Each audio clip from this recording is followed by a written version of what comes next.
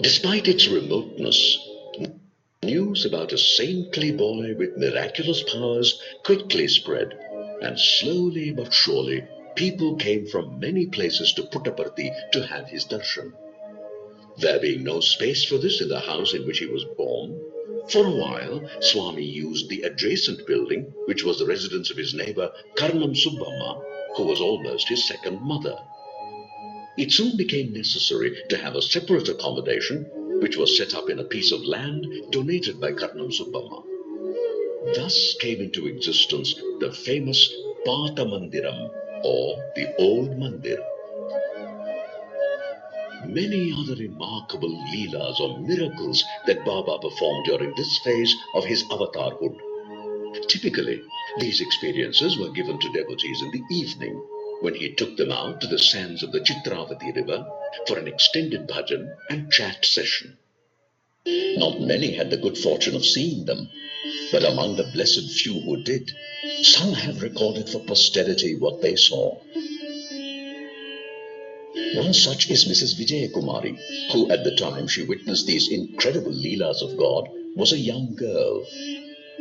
Those leelas made a deep impression on her, and even now, 60 years later, she is able to relive every single one of those precious moments. Here is Mrs. Vijay Kumari's description of a truly awe-inspiring leela that she witnessed during the Pata Mandiram days. One day in 1947, we went with Swami to the Chitravati river. All of a sudden, he disappeared from our midst. We then heard his voice which said, "I am here on the hill, and I'm going to now show you all Surya Darshan, the vision of God as sun." We began to wonder. It is past 6 in the evening and the sun has already set. And now Swami is saying he would show us the sun. That was when we began to laugh. Just then we began to see a pink light behind Swami. Quickly pink turned into red and we began to feel very hot. The heat made us sweat profusely and was unbearable. At the same time, the scene we saw was beautiful, indeed beyond description.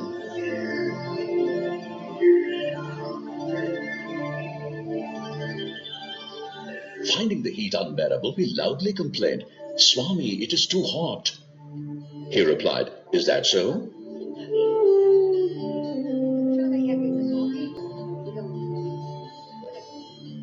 And then slowly the heat began to decrease when Swami suddenly announced, "I am now going to show you the moon."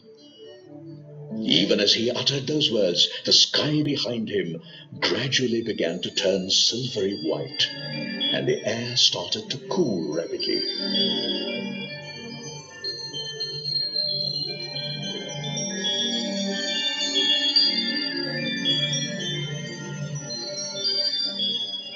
Soon we began to feel very cold and started shivering. Our teeth began to chatter, and we screamed, "Swami, it is too cold." Taking pity on us, Swami made the chill disappear, after which he said, "I am now going to show all of you the third eye. Watch carefully and don't look here and there." As we stood there watching his full form, we suddenly saw only his face, huge in size, filling the entire sky.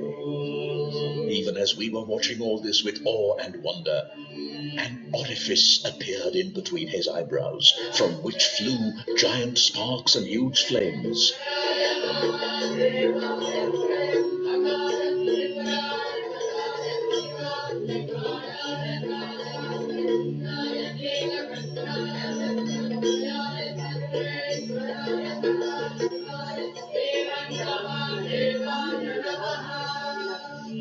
Instead of being lost to this extraordinary spectacle of divine glory, we now became very worried and anxious as we could see only Swami's face.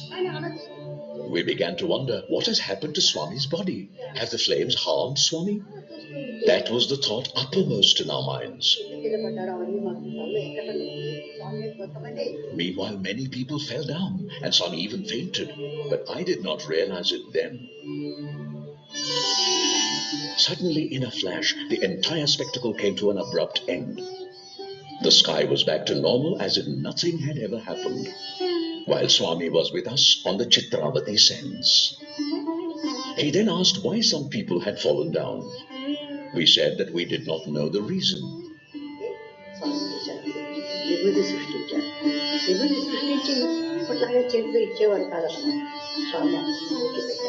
Swami then created sacred ash or vibhuti and applied it to everyone's forehead. Having done that, he said, "Come on, let us return to the mandir." We started walking back, but most of us were quite unsteady and wobbling.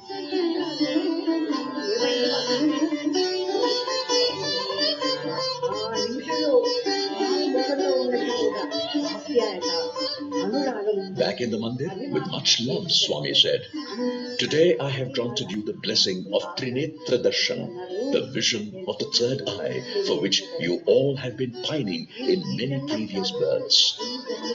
What I have shown you is not even 1,000th of the full glory, and what little I showed made many of you to fall down, unable to bear the power of that sight."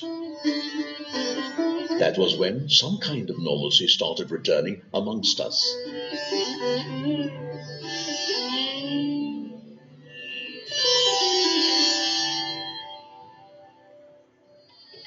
Word quickly began to spread, and many took the trouble of coming all the way to Puttaparthi to have the darshan of young Baba, despite all the difficulties of reaching that place. This included some of the elite of big cities like Bangalore, Hyderabad, and Madras, now called Chennai. Indeed, even the Maharani of Mysore came several times, although she had to walk across the sands of the Chitravati river, since there was no direct road as yet to Puttaparthi. Not merely that, in response to invitations from these people, Swami started visiting various cities, and thus it is that he went to Madras, Bangalore, Mysore, Hyderabad, and the hill station Ooty. Elder brother Seshamaraju, already much disappointed by his brother's decision to drop out of school, was now deeply concerned. Not yet fully aware of Baba's divinity, he began to worry about the impact of the attention that his younger brother was receiving, especially in the press. In May 1947, Seshama wrote to Swami, conveying his anxiety. Shortly thereafter, on 25th May, Swami wrote a reply. It was supposed to be a reply to his elder brother, but in reality, it was a prophetic message to humanity. In that letter, Baba says, in part, as the proverb says, "It is only the fruit-laden tree that receives the shower of stone from the passers-by. The good always provoke the bad into calumny. The bad always provoke the good into doing more good. This is the nature of the world. One must be surprised if such things do not happen. People, too, have to be pitied rather than condemned. They do not know. They have no patience to judge correctly. They are too full of lust, anger, and conceit to see clearly and know fully. So they write all sorts of things. If only they know, they would refrain from writing or talking like that. We too should not attach any value to such comments and take them to heart as you seem to do. Truth will certainly triumph someday. Untruth can never win. Untruth might appear to overpower truth, but its victory would fade away and truth would establish itself. I have a task to foster all mankind and ensure for all people lives full of ananda. I have a vow to lead all who stray away from the straight path again into goodness and save them. I am attached to a work that I love, to remove the suffering of the poor and grant them what they lack. When I am thus engaged in my beneficial task, how can my name be ever tarnished as you apprehend? I would advise you not to heed to such absurd talk. Mahatmas do not acquire greatness through someone calling them so. They do not become small just because some call them small. Authenticity will soon win. No one can comprehend my glory, whosoever it may be. whatever be the method of inquiry, and no matter how long the attempt. You will yourself see the full glory unfolding in the coming years. Devotees must have patience and forbearance. I am not concerned, nor am I anxious that these facts should be made known. I have no need to write these words. I wrote them because I felt that you will be pained if I do not reply. Thus, yours, Baba. It is important to note the date, 25th May 1947. India was still being ruled by the British. In fact, right then, discussions were going on in London concerning what the British should do about the future status of India. And here was Baba, not yet 21, promising to foster all mankind and declaring that the world would one day see his glory unfolding. Who would have believed that then? Actually, very few bothered about all this, since their focus was entirely on the present, that is, the love that Baba showered. However, avatars never forget their mission. Thus it was that looking ahead, Swami decided to bring the curtain down on the Leela phase for which the Patha Mandiram was the stage. A new mandir was needed that, in time, would become his global and indeed universal headquarters, and the foundation for that headquarters was laid in 1948.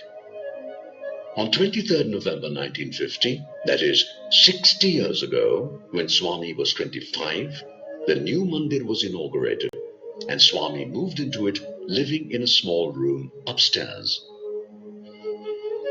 Thus began a totally new era in which the new mandir, named Prashanti Nilayam, or the abode of peace, underwent successive transformations over the years to present the wonderful appearance it has today, even as Swami's glory also grew exactly as he had forecast way back in May 1947.